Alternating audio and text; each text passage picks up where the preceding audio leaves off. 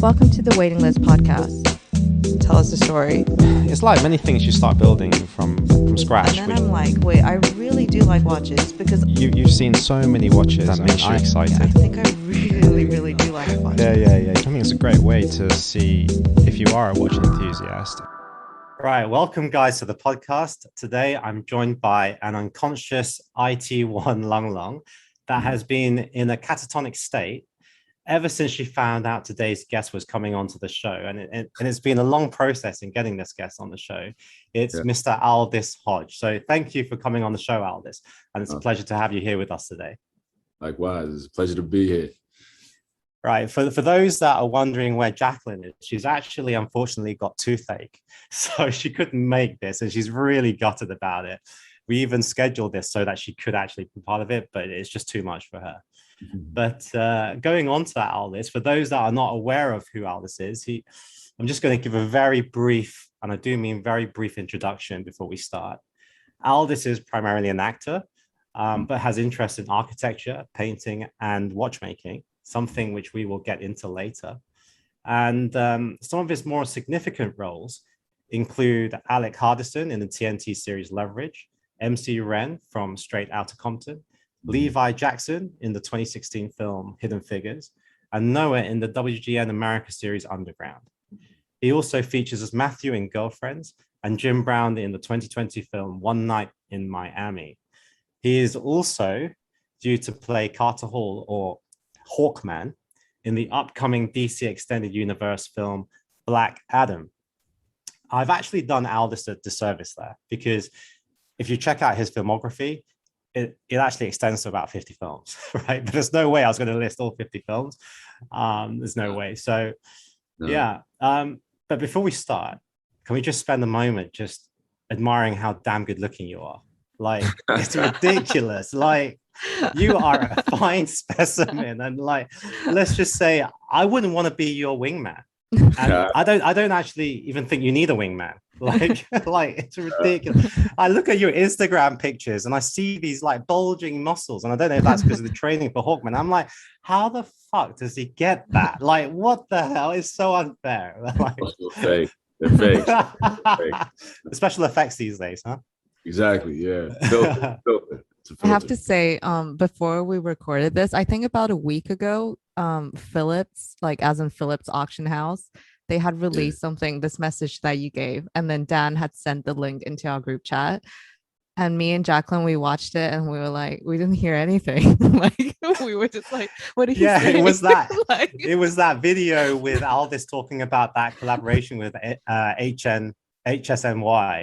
Right. And you were talking about Phillips, and I put it into a little group chat, and I said, can you even hear what he's saying? No, well, I appreciate y'all. Thank you.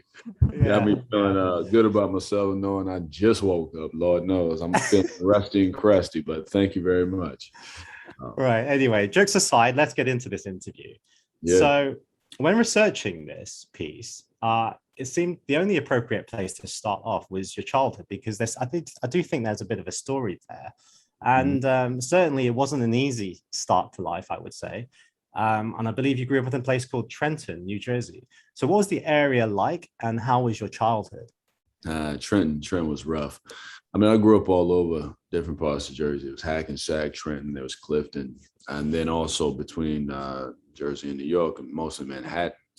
My childhood was very interesting. I feel a very fantastic childhood because I had a childhood. You know, my mother prioritized my siblings and I being kids, really.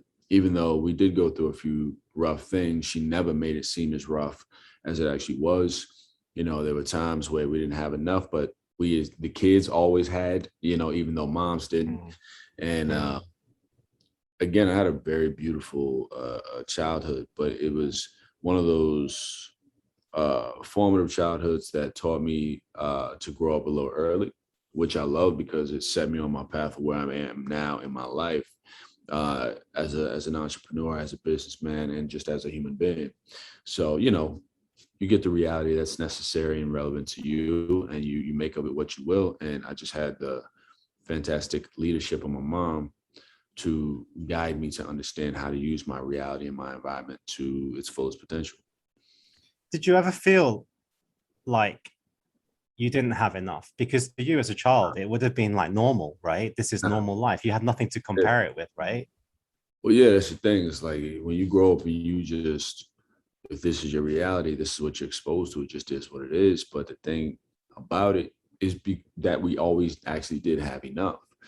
Right. You know, there were times, again, like where we always had new, you know, clothes. Even though mom's wasn't buying herself new clothes, we always had clothes. You know, she was sometimes hungry, but we always ate. As I got older, I started to understand and see the sacrifices, which mentally pushed me into a place of, again, having to grow up earlier at a younger age. You know, you're sitting there 6, 7, 8 years old, understanding that mom's having a hard time and you're trying to figure out how to, you know, help, how to fix it. But she never put that hardship, a burden on us. She always took the shots, so that when I became old enough, I knew that a part of my pathway, a part of my responsibility was to give back so that she can have an easier time, you know, and she can be the one that is taken care of, you know. So, and, you know, mom's is still handling business right now. Happy to say that my family and I, my brother and my mother and I, we all have a production company. We just started. We've been in this game since, you know, day one. So now it's time to get a little bit more of that equity in terms of the sacrifice we put in. And my sister, she's in the diamond world. She's finishing up her tutelage to become a certified gemologist. She's like one certification away. So I'm like, yeah, she has 2. And mom's, you know, helps her there, you know, helps her study. And you know, mom is just a full-on support system. So, you know, again, we always had, but when it came to the challenges the universe hit us with, those were necessary to teach us about where we were going to grow into. So, I mean, I don't know if this is true or not, but I did read there were periods of homelessness and that you were living out of a car. I mean, I just wanted to say that to put perspective, because the way you're saying it, you're almost saying it's almost relatively comfortable. And you know, when I read that, it doesn't actually seem like that. How did you stay positive? How did you get through those times? It's so, you know, when I actually read that, I guess it's kind of wrong for me to think it, but I immediately thought of that film by Will Smith, you know, Happiness, you know. It really resonated with me, that, and I thought, yeah, how it really just amazes me how people get through that. Yeah, well, there is a dismal reality to that experience. And, you know, for us, yeah, I mean, we've been homeless like 3 different times, as far as I can count. Been in some interesting situations. We did live in our car at a period. Safer to live in a car on the street than it was to go to like a homeless shelter at the time. Because when we went there, you know, my sister wasn't born yet, but it was just my brother and I. And my mom took us up in there, and the lady saw my brother and I. And she was like, "You don't want to bring them up in here," you know. And it was like, "Nah, this is, trust me, 2 little ones," you know. So mom made the sacrifice. I have no idea how in the world she got us to where we are now. I have no clue. That sort of strength is just intrinsic. It is who she is. It's built into her. But you can, you know, make choices on how you perceive your reality, and your experience with your reality is all based on that perception. So for me, there were times where you're like, damn, angry, I'm mad, you know, or this is rough. But then you say, nah, it's supposed to be, because the universe is training me for something, preparing me for something. And when I think about right now, my position right now, I take very little for granted. I try to take nothing for granted at all, but you know, some things slip in the cracks. Try not to complain. I try to be as grateful as I can be for my positioning, but I also try to give a purpose to my pain. You know, the whole point of going through all that is to get to a place of establishing foundation so that you can help other people not go through that.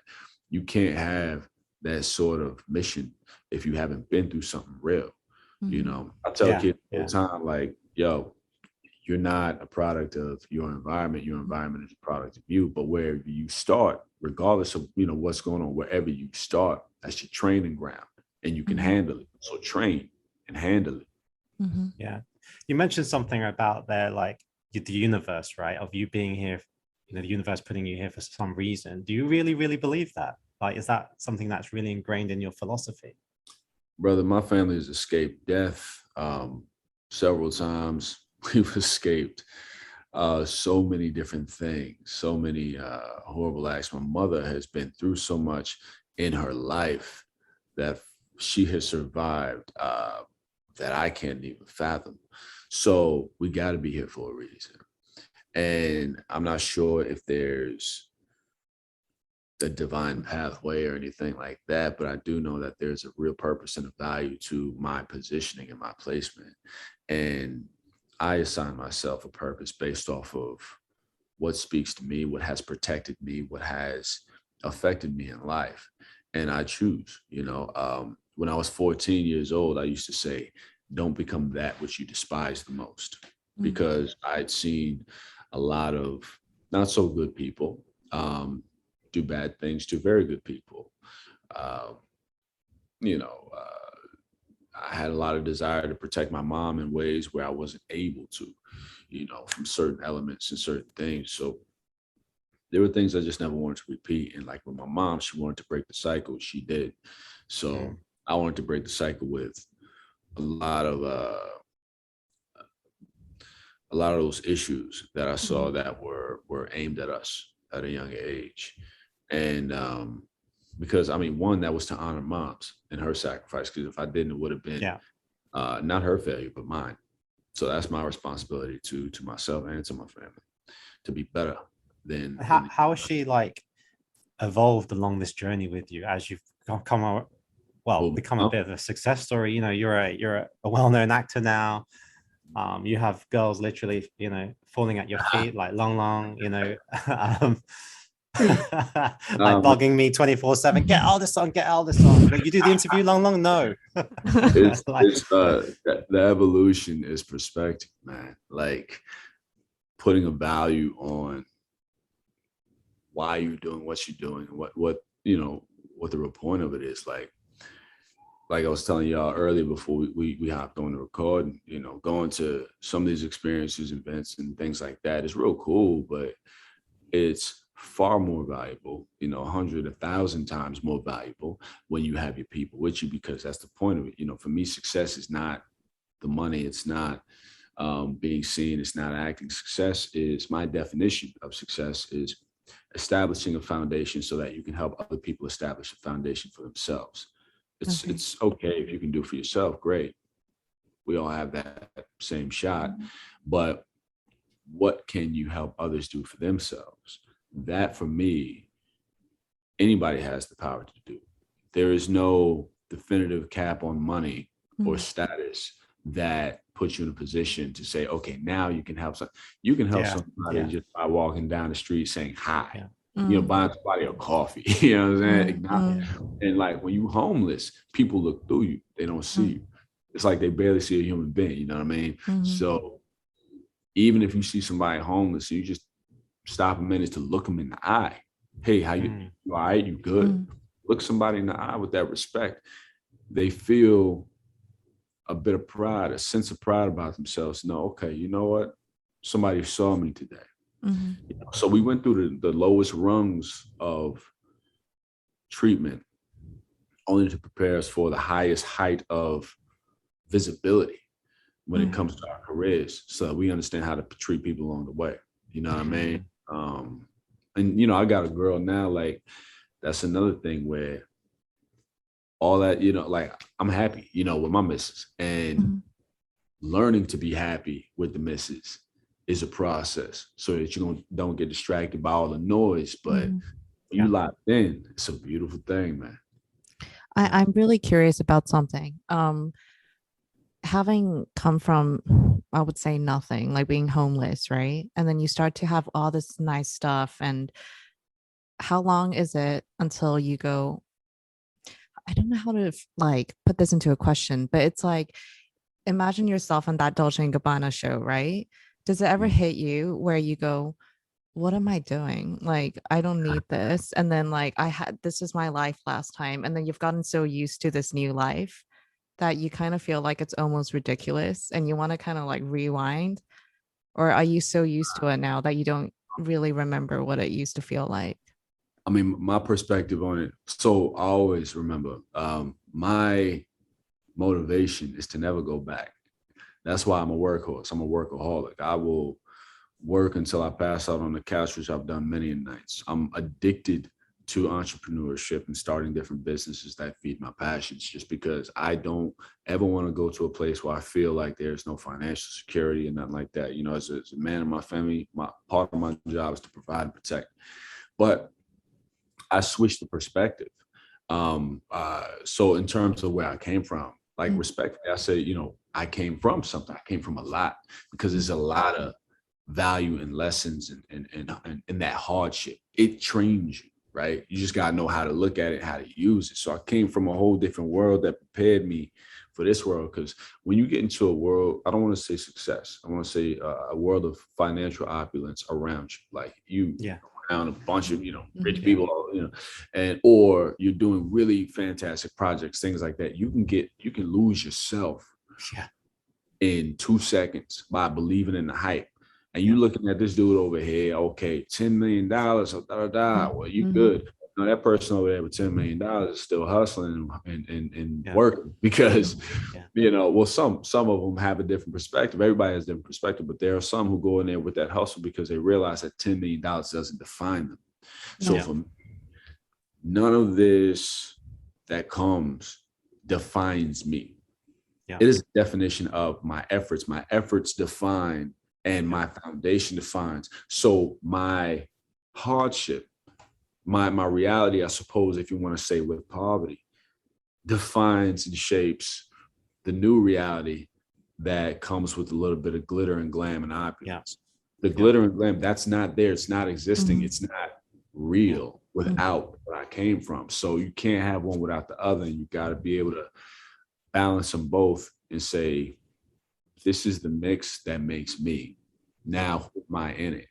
But yeah, there's a moment where you say, wow, you take a breath to say, I never thought that we would have an experience like this, or you know, get to a place where we would get to share something like this together, you know. And Mhm. I mean, we were in Venice, and I was with my sister. My mom was sitting there on the gondolas. The thing I love about Venice is when you get there, the moment you land or you get off the train, you hop on a taxi boat, Mhm. go Mhm. boat. That's a cool experience to share with your fam. You know, y'all Mhm. sitting on a Mhm. boat, just going to lunch. That's insane. So yeah, you have those moments where you're like, damn, I guess we did something, you know. All Yeah. right. Actually really resonates to, you know, you as you're saying that, I almost feel like the hardship actually helped you find very clearly who you are and what you are not. And so when you actually get all this glitz and glamour, you almost know it's a facade and something that isn't really tangible or real. And you actually know who you are. And I say that because I would say, right? There's a lot of people in our circles who have been born into wealth, Mhm. right? They have really never experienced any hardship. They even Mhm. don't even know what they want in life, but Mhm. they have all this money, right? Mhm. Yeah. And yet they don't know who they are, Mhm. and they really struggle with finding a direction and purpose in life. They don't know where to start. Yeah. So I think through hardship, you really do get to know who you really are, you know, what Mhm. your capacity, and it also brings a humility to you as well. Where, as you said earlier in the podcast, where you could see a guy on homeless, right, because you've experienced that, and say, Mhm. you know, say something to that guy because you know what it felt like, right? Yeah, I mean, I always say there's privilege in poverty. And I think that, so in terms of finding yourself, I feel like it's an ever-present journey. That in itself is Yeah, always, you know, even yeah, now, 35 years old or about to be in a few days. And I still am like, all right, it's a new stage in life. Uh, you know, who am I now? What am I doing? You know, what's yeah, my purpose? I Mhm. feel like either through poverty or wealth, the game of understanding yourself, the variables may be different, but the challenges are still there, because again, you have different circumstances where they define you, or the world, or populace tells you these circumstances define you. Do this, do that, right? You got to really have some good foundation, a firm team around you to keep your head. Like when you're in poverty, your identity is attached to trauma and pain as it relates to your financial circumstances. Yeah, people make fun of you, they look past you, and it's hard for me sometimes coming up, and I still feel like I'm invisible, and somebody sees me and I'm just like, oh, this is strange. Or somebody like, I don't even feel like, it's weird when people recognize me or know my name. That's strange to me. It's very strange. I don't think I'm gonna get used to it. But in wealth, I wasn't born in wealth, but I feel like it's basically the same on the opposite end, where people say, oh, you're this because you're wealth. But then the thing is, like, some of those people realize, oh, I haven't born into it. I haven't earned my own wealth. I have to figure out who I am and where my value lies, what I contribute. Or when people do earn wealth massively, now the world treats you a very specific way. So you're thinking, how do I have to be in relation to the world versus who I have to be for myself? So it's always a learning process. And I can't really say one has it harder than the other, even though I know with poverty, yes, financially, we definitely have it harder, but mentally, I see people go through jumping jacks. Well, I would agree. Again, I agree with everything you're saying. Yeah. Because like with wealth, right, there is that prejudice that just straight out from the bat, you're not allowed to have problems. Like you can't, not allowed to have any problems if you're rich. Like, and I tell you, they have as many problems, if not more problems, because with money comes problems, right? What do I do with the money, right? Like it's not a funny thing, man. When you don't have money, you think money fixes everything. Yeah, exactly. You know what I mean? And then you realize, like, oh no, like, it's still real. But when you don't have money, you definitely have sometimes a built-in prejudice, thinking that, man, you must have it. Oh, what are you complaining about? Like that, I've had to sort of learn how to get through some of my prejudices over time.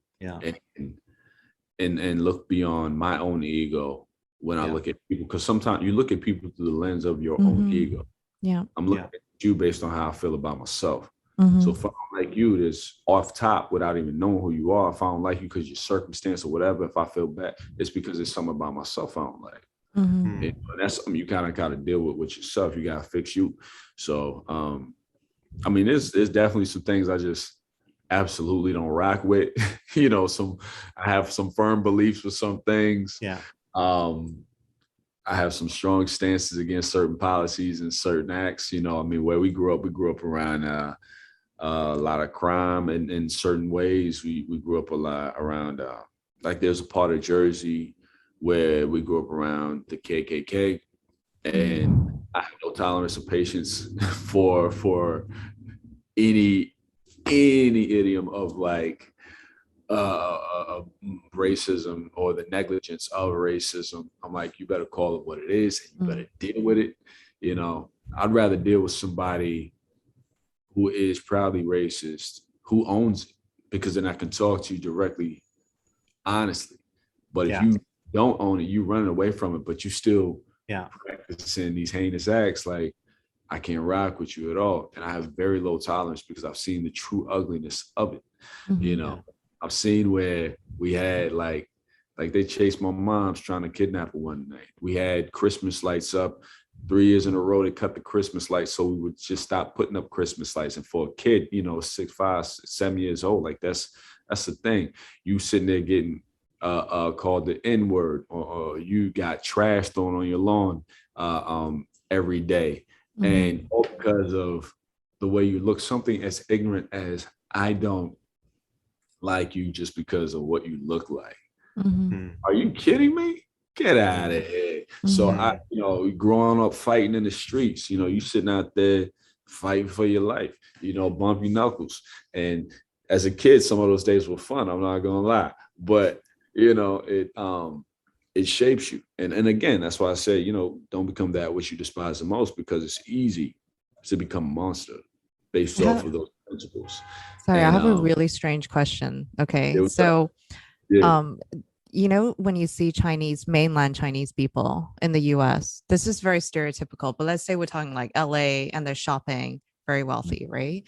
And you can see they're over the top. It's not just I'm buying what I want to buy. They really go over the top, right? And a part of this whole thing we were saying was because it's not so much because you want the thing, but you just want to show people because I can. Because I've been not like oppressed for a while, but now I can, so I'm going to spend that money, right? So is it the same with like Black people, right? Where I mean, obviously I'm choosing like the 0.01%, very stereotypical, like rappers, whatever. Is that the same mentality where you go, I'm just spending it because I can, or because they actually just like this look?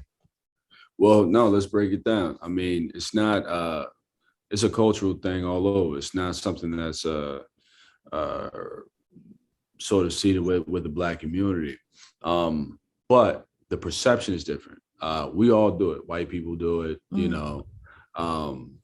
Arab Europeans do it all the time. But when Europeans do it, the mentality that is attached to why they do it and what they're doing it for, because we're so sated in just thinking that they're supposed to, success, the idea of financial success is attached to the culture. So we accept it. And it's just, we don't think about it. And, I mean, as you know, my sister works in the diamond industry. I work in the horological industry. And, you see a lot of grandiose spending all the time.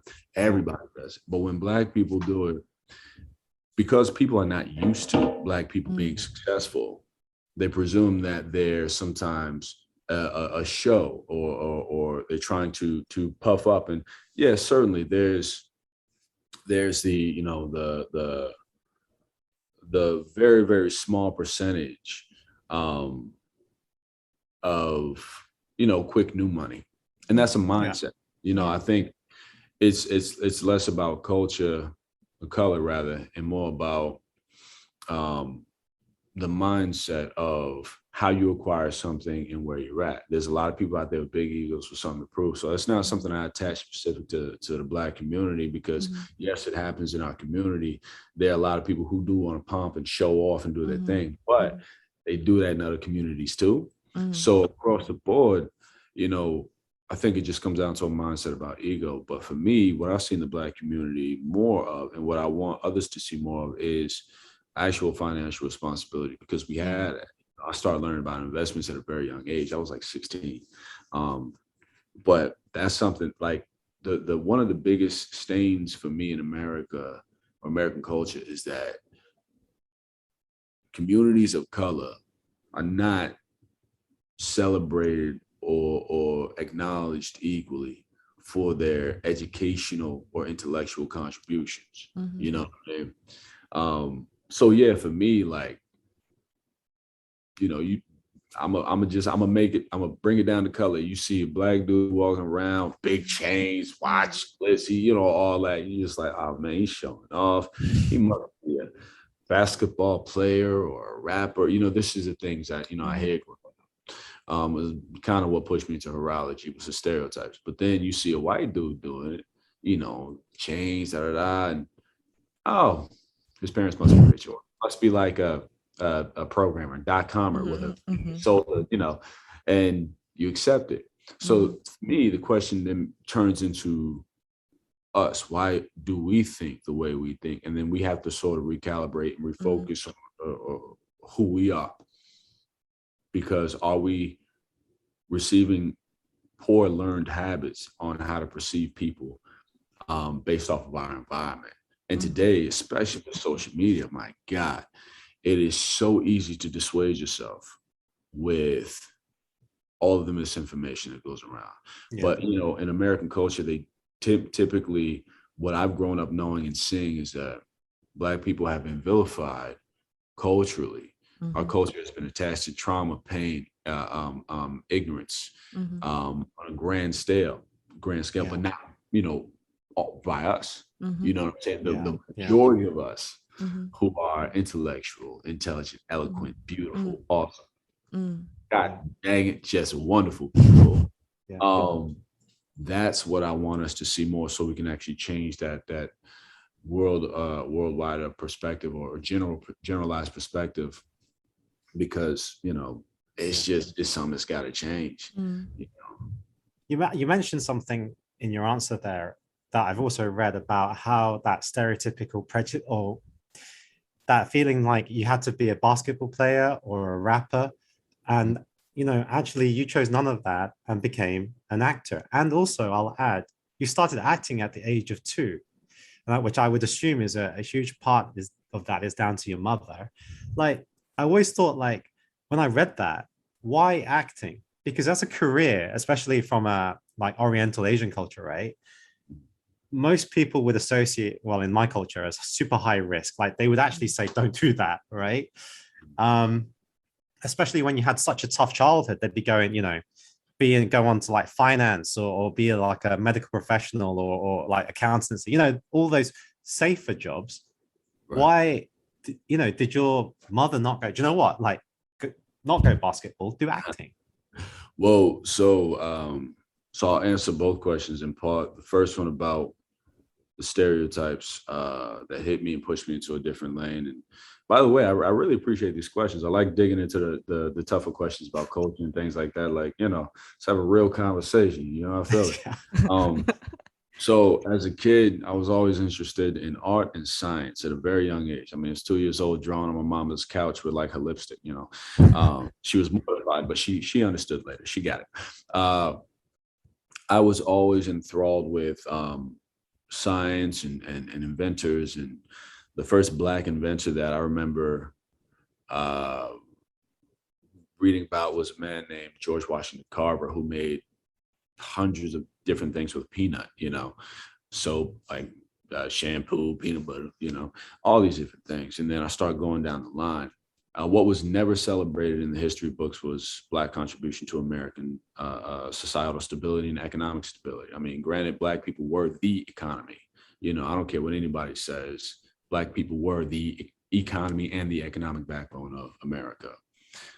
So we are owed and due some acknowledgement and recognition for the cultural sacrifice there. But in history books, we're never celebrated, and it bothered me because I knew it was a natural part of my culture. I knew it was the natural pathway. Academia, theories, mythology, all of these things are attached to my culture. But what happens is, after colonization, the source of that information gets changed and adapted to a different narrative, a colonized narrative. So we are removed and scrubbed from these things. So I always wanted to be attached to what the nature of my culture is through science. Was my natural pathway. I just love science and design. I was never good with talking to people. I talk a lot now, but design was the way that I communicated with people. It was my safe space, and it still is, which is why I'm so in love with horology. So when it came to being a kid, people would automatically say, oh, you want to grow up to be a basketball player or a rapper? And there's nothing wrong with either profession. Absolutely nothing wrong. Yeah. The problem is people's obsession with that narrative because they feel like that's our only pathway. What about the kids who have no athletic ability? What are they supposed to do? What about the kids who are brilliant when it comes to computer science, but they don't have the skills to translate that to a microphone? What are they supposed to do? Give them a different pathway that's natural, that you expect. Expectation. It grants so much support for one's dreams. So I said, I'm going to go against every grain and do what I want and break the stereotype. I wanted to be an architect. At a point, I wanted to be a biochemical engineer. But at the end of the day, I just wanted to do anything with engineer in the title. Went through a few rungs of school. I started attending college when I was 14 years old, interned at an architecture firm between 13 and 15 years old. Thanks, Mom. By the time I got to like 19 years old, the school I was attending, I was designing like houses, concept cars, anything, product design. I did everything. I can design anything. And I kind of stuck with watches because I fell in love with the intricacy of movements. I was enamored with the fact that it was physics and chemistry, metallurgy, and micromechanical engineering. All of these things were one. And it put all of my loves in the same house. Architecture, painting, science, engineering, it put them all in the same house. So I was like, oh, I'm about to get it. I'm about to show y'all, But the only reason I didn't push forward with architecture is because I would have had to quit acting to pursue it. So but in terms of acting I was lucky that acting found me early. Again, my brother was the catalyst for that. My brother Edwin Hodge, who, he's still doing his thing. He, his last film that just came out this year, The Tomorrow War, was a huge success. I'm really proud of him. He's about to actually start filming his new TV series. So I was really just following him in it. And then when my mom saw sort of our natural proclivity for acting and the joy there, she just wanted to be a good parent and support our dreams. However, she always said that the acting was the privilege, not the priority, meaning that we had to come home with, we treated it like a sport, or an instrument. Your kids want to go to sports. So practice, do your thing. However, this is my calling now. However, when it came to going on auditions, we had to earn it. If we didn't bring home A's and B's from school, wasn't gonna be no audition, because she said, look, you can act all day. It doesn't matter if you don't know how to read those contracts. So we had to really earn it. And then she also prioritized us being kids, having a childhood and being treated like kids, because in the industry, sometimes you can be in environments where they ignore the fact that you are 10 years old and they expose you to certain things that are just not healthy. So my mom wasn't having none of that. She was not about none of that. And, again, she's a brilliant woman who I don't know, instinctually knew how to guide us. It sounds really amazing. Yeah, to I'm have really that, amazed. Foresight, especially. I think one thing that it sounds very similar to my parents, but maybe even more hardship with your mother. But one thing that I think we have to mention and we have to appreciate is a lot of what your mother did probably went flying in the face of all her peers at that time. So not only is it hard to do like that, but all the people around her are saying, don't do that, right? Like, why are you doing that? And that makes it even more difficult, right? Yeah, there's very little help for her. And even sometimes when the people you'd think they are helping, they just would come in to take advantage or steal money or, things like that. Be abusive or whatever, just different kinds of people. So she had to fight against a lot. She had to protect us from a lot. I really feel like I'll say this, my mom, she is who she is. She does what she does naturally because that's just natural to her. But I really don't think that she understands the power of her influence. As one, I don't think would naturally, just because, when you're the one giving out, you're not directly on the receiving end of that benefit, right? So you can't see it as vividly as the people that you affect. But I just wish my mom would know, or at least I hope she knows and understands how important and she is, and how beautiful of a human she is, because this entire existence and reality is not without her. I'm not here talking to you guys without her guidance and her tutelage. So somehow I think probably you and your brother and your sister gave her a lot of strength and direction in life too. Yeah, she's got that fight. I mean, my mother's a former Marine. I guess she never former, once a Marine, always Marine. But it's how my parents met. Both my mom and my dad are Marines. Semper Fi. So I come from soldiers, man. Come from fighters. Naturally, we don't give up. we keep that hustle going. I'm still really amazed. I'm taking like mental notes. Like, I don't have kids, but in my head, Dan knows this, because I don't feel like I was parented really well. So I've always thought the day that I have kids, I'm breaking that cycle so that my kids don't experience this. So I'm always thinking, how can I be the best mom? But I find it fascinating because I want to know where did your mom learn this? because she obviously broke the last cycle for her, right? But how does she learn all this? Because for me, it's a lot of active work, a lot of journaling, a lot of like self-reflection to be like, I cannot repeat this. So I don't know where she got it from. You'll have to talk to moms on that one because We'll be here for another 2 hours then. If my mom gets onto the Zoom call, we'll be like, yes, see you later. She gonna talk. She can talk. But for me, I think that it was naturally one, who she is, and what she desired, and a lot of her mentality was shaped out of necessity because of what she went through. She had a very hard life, very unfair childhood. So I know that she did not want to repeat any of what she went through or make us feel any of what she felt as a child and a young woman. So, for her, it was very important. It was imperative that we knew that we were valued and that we knew we were loved. Yeah. Well, I do want to move this podcast on a little bit, and we're going to go away from that topic, that heavy topic, because I do want to give some exposure to the fact that you are a watchmaker and you are starting your own brand, and it's been very well documented. So, but one thing is that you didn't go through the traditional route of watchmaking, as you've mentioned. Not at So all. how challenging has that been? Like, one, for the skill level, but two, also, I'm just going to say it. You're a black guy going into the watch industry, which is primarily the white industry. So what barriers have you faced along that in that industry? And then from a skill level, the barriers from going in an unorthodox route? Well, I'm a black guy going into a lot of different industries that are primarily white.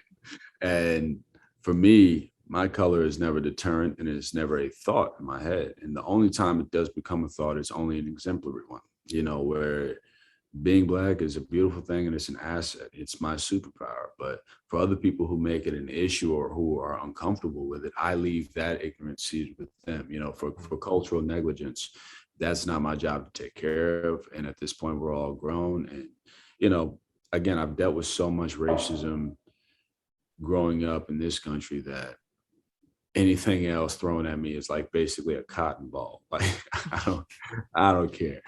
I see the rarity of me in the space as a grand opportunity. And I would hope and implore that anybody else who feels alone in a space, they know you might feel foreign in a space because you're the one to be the door. You either open the door or you be the door. And for me, being black in this nuanced space, a part of it is to inspire other little black and brown kids to use their minds. My logo is a skeleton key. The reason is because skeleton keys were initially devised to bypass any lock. So I want my company to stand as a representation for little black and brown kids, all kids, honestly. But I know little black and brown kids don't have the visual representation all the time in the same way. So I want them to realize that they can use their minds to bypass any of the world's locks. They are capable and they're supposed to. But when I walk through, all I focus on is, can I have the conversation to get me from A to B when it comes to accomplishing certain things, as in design, manufacturing, putting a team together. I started at 19. I began working in the conceptual design field, approaching many brands and companies to work with, and many people turned me down, turned me away, or just wouldn't even speak to me. And I said, okay, that's fine. Still kept working, because every time a closed door hit or I got a no, it was foundation for me to say, yes, keep pressing on, because the universe will test you. When you're facing impossible measures, the universe will hit you with impossible barricades, and your job's to get around them, to never let them stop you. So it's also a test of your own faith and your own potential. How much do you really believe in yourself? Pathway is difficult. It's supposed to be, because that's what teaches me. So I just keep going. Plus, I'm not used to easy things in my life. Everything is pretty difficult, has been pretty difficult. So like when something's too easy, I just don't naturally trust it. I'm like, it's the weirdest thing. I wish I could stop being like that, but it's just the nature of things, you know. So hey, you want this for free? Why? Like, but with the watch game, so I started, you know, conceptual design. Met a few good folks who said, look, we can't. There was a brand that told me they couldn't develop what I designed because they don't have the capability, or that's just not what they do. So they put me on the independent pathway. Started, you know, talking to a lot of independent cats, learning the game, learning what I had to do, picking up a whole bunch of books. Found a watchmaker that I could apprentice under here in America. Shout out to Richard Rogers, awesome. One of the very first people to express any real support and interest and belief in what I was doing was, you know, Monsieur Robert Grubel, who is top of the top. Like, I remember having a conversation with him, showing, I just want to show you some design real quick. And I showed him a concept that I made for his company, Grubel Forsey. He gave us critique and he said, look, man, you understand, I see that you have real potential, you understand design, and let's meet up. So we met, and, you know, he told me, he gave me a couple gems of wisdom in terms of learning how to shape and form my DNA. And he, you know, really he was kind of like a, you know, like a mentor, you know. Yeah. To a degree. I've met him and Stephen in Shanghai. Yeah. They're both, you know, shout out to Stephen too. They're awesome, man. But the whole team is great. I really have a lot of respect for the team, but just him acknowledging, he didn't even have to do nothing past that. Just him saying, hey, look, man, you understand design is enough for me to say, all right, I'm gonna keep going. You know, you know, as a young, you know, I was in my mid-20s at the time or whatever, but it was hard because I constantly had those moments where I didn't believe in the thing, in the dream. But I was like, nah, I've been telling people I've been doing this for so long, like I have to make something. At this point, it's not about selling a watch for me. It's about sharing art. But my main priority, when I finally complete the watch, building just one, then I will have won. I will feel accomplished, and that's all I need. And I'm literally about maybe 2 months away from finalizing completion and development of my prototype. I have a prototype here right now. I can't show you, but why did you tell me that? Wait, but I want to ask you something, because I asked a jewelry designer recently. She's called Carolina Bucci, and she collaborated with AP, right? So I asked her, do you design with the end customer in mind, or do you just design something you like? I never design with the customer in mind. I respect the customer, I value the customer, but my philosophy is that as the creator and the artist, my job is to, through my product, have a conversation with you. That conversation needs to be organic to me. So I can't give you what you think you want, or I can't focus on what, you know, like say for instance, like the trend, like this is in right now, this is what the customers are buying up, go get this, because now I'm just copying. I'm not focusing on my DNA. My job is to give you a new experience with something familiar, brand new way to appreciate something you think you already know. And I can only do that organically by giving you what I feel. So my job is to invite people to appreciate horology through the lens of my eye. I want you to understand and appreciate time telling the way that I do. So I do that through my pieces, and I never, plus as a designer, as a conceptual designer working with other brands, what you do is you dig into the brand DNA, the history, and then you do sort of count what has worked for the brand and what to do to continue making it work. But as my own brand, I will learn that through my experience with my customer base. But my job to even get started is to give them something organic and raw. And I would definitely advise any designer to always go to the nature of who you are, because when you're looking for inspiration, it's already there, trust it, but it's just within you. So sometimes we look for every little thing and forgetting to just look home. You know what I'm saying? Mm-hmm. And then the process becomes not always faster, but definitely much simpler to understand. Mm. I bet there's a jumping hour complication in it, right? Because that's your favorite complication, if I'm not right, right? Are you going to give us anything? It is a Jumping. Hey, right. I sort of fell in love with jump hours. I think that's Gerald Genta's fault. Mm. I think it's Gerald Genta's fault. But honestly, I love the simplicity and the complexity of a jump hours. You know, the time is legible. It's easy to read. You instantly get it. But at the same time, it's a beautiful mechanism. It's really cool. What goes into actually exactly. Yeah. Actually devising or composing the movement is something entirely different. So for me, I like the challenge, but again, simple and complex, as I mentioned earlier, those are the two.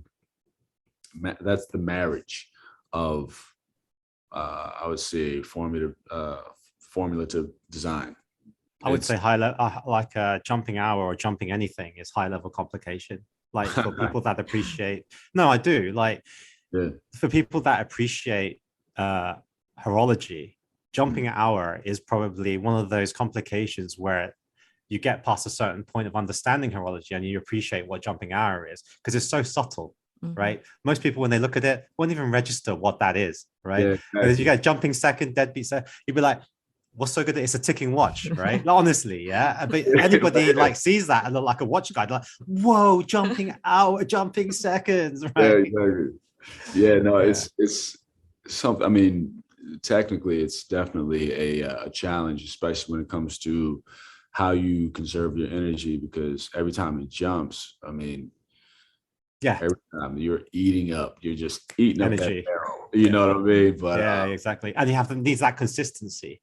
Yeah. Right. Because at the end of the day, it's still a machine. You got to tell time. Accurately as possible, you know. So I love the challenge and the education of it. When I design, I get to learn through dealing with so many things, and especially the team that I work with, whether it's my digital team or my manufacturing partner. It's like, you know, it's how I learn. I used to buy watches only to learn how, like, what quality was, and just to see it tangibly, because I couldn't go to the factories. I had no access, especially being here in America. You cut off from a lot. So, and with my career, I was always all over the place. So I buy a whole bunch of tools, watch a whole bunch of videos online, and then whenever I could afford a watch, I would buy a watch so I can get to that movement. And I've taken apart a few movements, and some I've not put back together. It's fine. It's fine. But that's again, life, isn't it? Yeah. But that's kind of like how I initially started learning, oddly enough, was studying photos and videos from Gruber Forster, because with their movements, like, they don't do skeletonized movements. What they do is movement architecture. It's a whole different game, you know. And I could learn. I said, oh, okay, so that's power reserve, and then you flip it over, or you see the whole movement. You're like, okay, so this is this gear, this is the clink, this is the ratchet, this is the barrel, you know what I mean? This is where this goes and all that. Oh, this is how a tourbillon cage is built. Like, I studied, you know, sometimes down to the point of like counting teeth just to understand the complexity. So I knew where everything went, and that's how I learned how to compose movements, by studying their movements. And then I started studying everybody else, Breguet, Vacheron, FP Jean, BNF, like all these people who had these insanely cool, indicative and very distinct DNAs. That's how I taught myself. And I'm still learning a lot, though, to be honest. It's a lot. I mean, I've done study abroad programs, got a lot of friends who are way smarter than me who teach me things. So I'm still, it's like grassroots, but I'm still getting it. Well, best of luck. And, you know, I hope to see the watch very soon. I think you've got some teasers on your website. But, you know, well, Long, you need to get off Aldis Hodge's like Instagram. Yes, you need I to will. stop like lurking off that. You know, like Aldis is talking about his Venice trip. I'm like, doesn't he not know that these girls just followed that whole trip anyway? Like, he doesn't even need to say. Like, honestly, I was honestly, like, I get Aldis, messages like, "Have you seen Aldis's thighs?" I'm like, why would I check Aldis's thighs out? I mean, come on. Dude, that's the stuff that I never. It never registers with me, but my girl will bring it up. She'll say, and I just be like, "What she's talking about? Like I'm just out here in pants," and she's like, "The thighs all out." You know, you All right, got Aldis, come on, behave yourself. Like you don't need to like elevate it. Come on, like give the guy a chance. But right, due to time, we're going to give the reverso round a miss and go straight to the pump pusher round. all Right. So 30 questions. Here we go, Aldis. Yeah. You ready? You can have 3 passes if you want. All right. Don't. Okay. life quote that you go by. I kind of shared it, which was "Don't become that which you despise most." But actually, I'll give more than that. My mother used to tell me growing up, they can take anything in this world away from you except for what you know. Yeah, agree with that. That's So learn as much, because they can't take away your knowledge. They can't take away your brain, you know? Yeah. Right. 2, your biggest fear. To be honest, I'm not sure what my biggest fear is at this point. I've chosen to dedicate myself to challenging my fear. So if I'm afraid of something, I'm gonna challenge it. You know what I mean? I used to be afraid of failure, afraid of loneliness, to let people down. And now I'm like, nah, challenge that. You know, so I never have to walk around in fear again. What about like spiders? Nah, because I grew up in having to kill spiders. I'm talking, there was one time living in a spot where I killed 8 black widows in one night. You know, growing up in New York, you're going to see some roaches and some rats. It is what it is. You know, when you're homeless, you're going to see some things. So, you know, I'm not really afraid. I was afraid of heights for a bit, but like, so I went skydiving to challenge that, which was the most nuts thing I've done. Okay. And I don't regret it, but I will not be doing it anytime soon. But you know, like when I'm shooting, like we're shooting for, you know, Black Adam playing Hawkman, I was like, yeah, I was gonna say, I just had to be the superhero who flies. But it is fantastic, man. It's so, because I'm so afraid of heights, but I was like, look, this is yet again another opportunity to challenge my fear. And you know, I'm sitting up there 40 feet in the air, flying or whatever, and you know, you kind of get used to it, man. It becomes fun.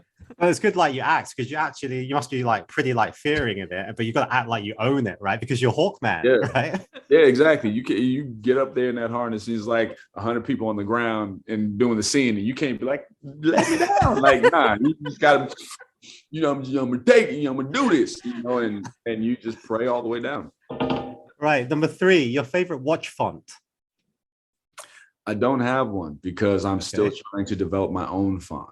Okay. I study fonts like crazy, man. It's so hard. The simplest things. Yeah. Watch hand shape, like A shape. It's difficult to find some or create something that's very distinct. So I don't have. At least we know that your watch is going to have a font Arabic numerals now rather than batons. You gave that one away. Right. So I've got the jumping hour and I've got the font. Right. Next one. Your favorite dial finish.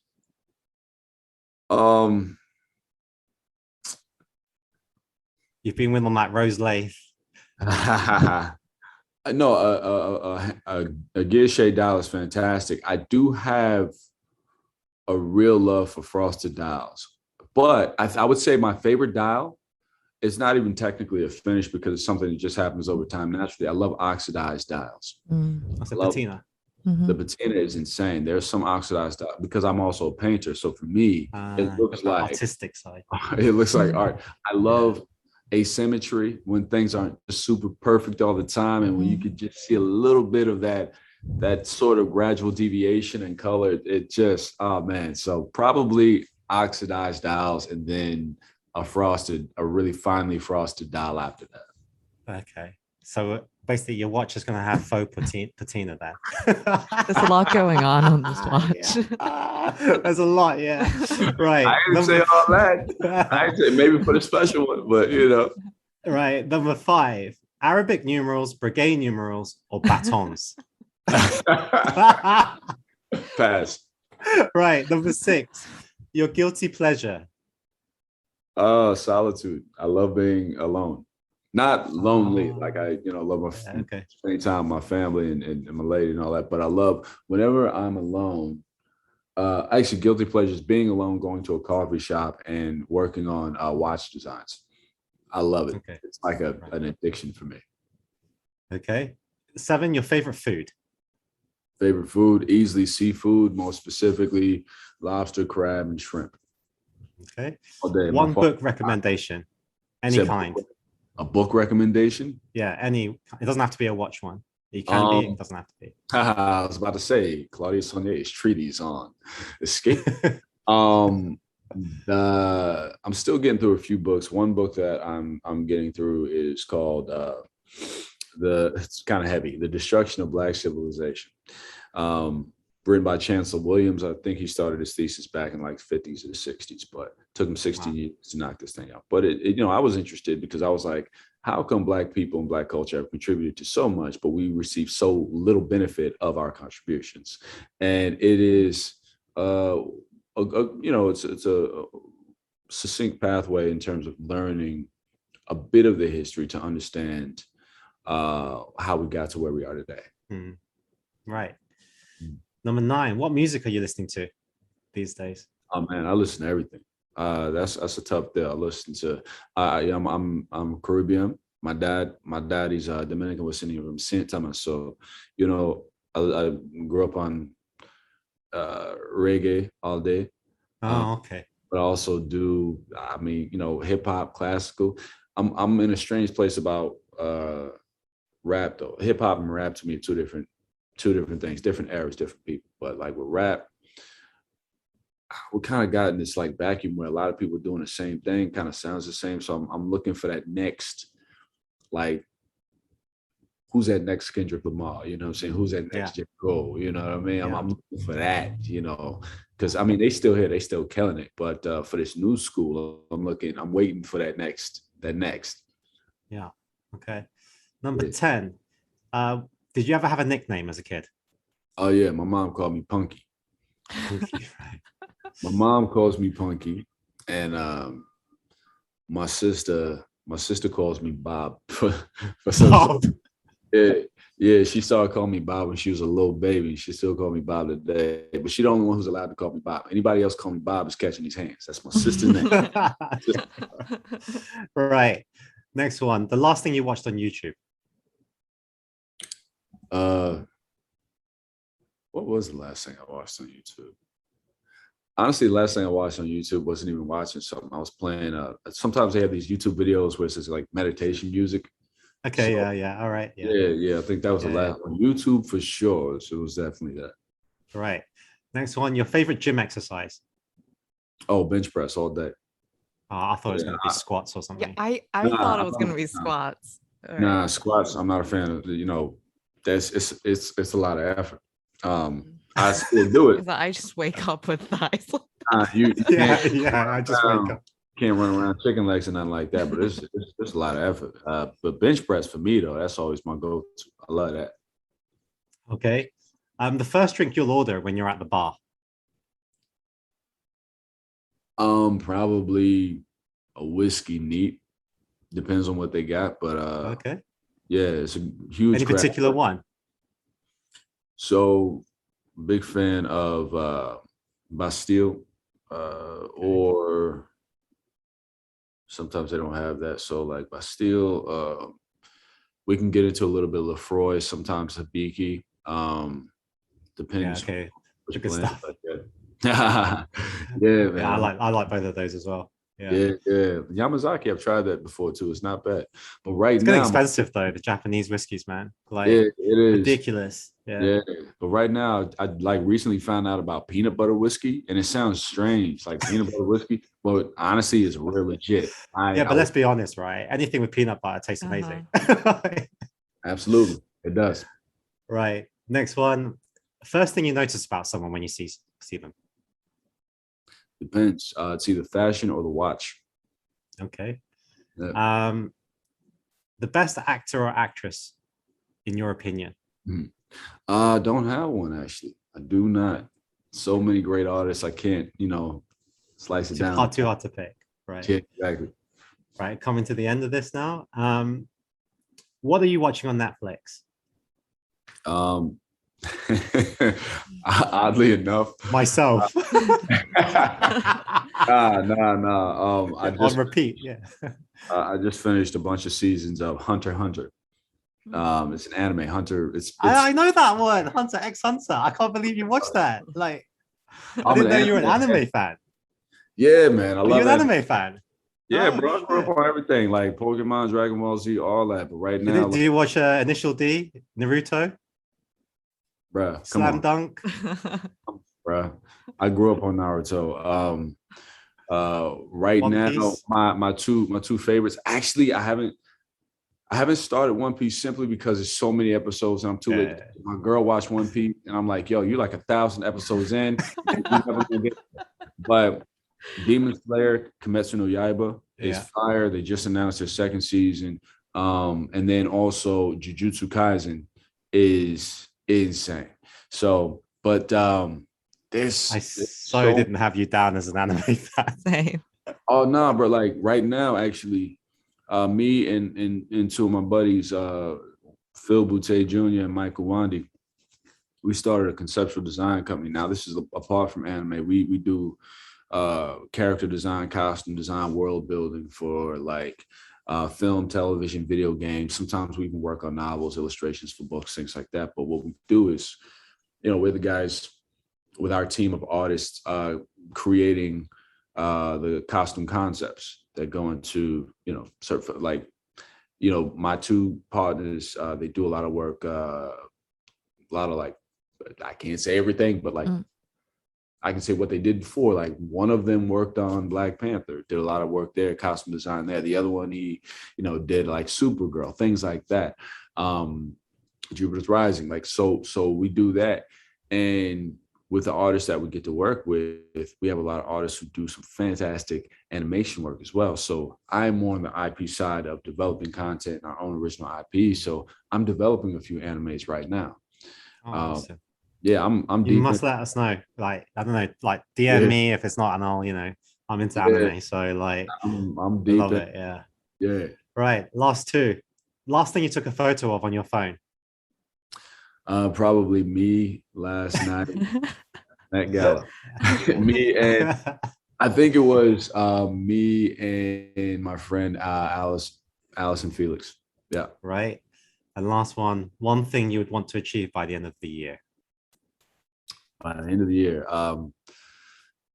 I definitely want to finish my watch prototype and hopefully initiate or start initiating sales just to get things rolling. I'm so very close to it, and I'm literally a couple months away from finishing this thing. So I'm really excited to see it. Me too. I've got a feeling it's going to be really good, and I do want to support it. So yeah, let us know when it's nothing crazy. It's nothing, but nothing. It just has like patina and it has frosting. Like, basically, what you're saying is it's going to wipe the floor with Kari, right? You're going to wipe the floor with Kari, right? Oh no.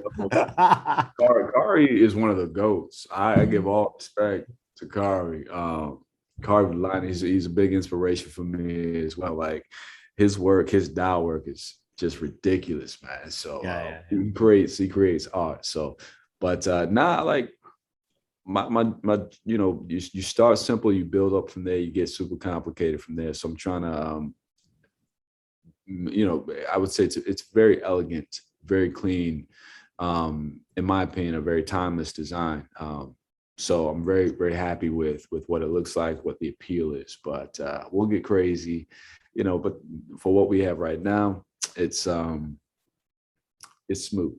I will say you're getting in like the time. Actually, I don't know if it's been delayed or not, but if it does release towards the end of the year, it's a good time because it's a really good time for independence right now. And I foresee a really good time for independence in the next 3 to 5 years, especially how difficult it is to get a lot of pieces now from the main, Paddock and AP and FP Sean and I've spoken to a lot of my friends who are having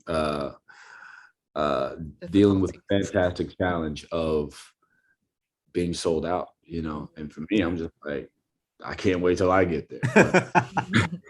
It is a fantastic time. So, big shout to the collectors. Definitely really appreciate it. I'm not sure what spurned these sudden bursts, but it's always it's cyclical. There's times it's it's up and down with people acquire very fast and in very small amounts of time, and sometimes at lows. I'm glad right now that it's been a fantastic year for the horological industry.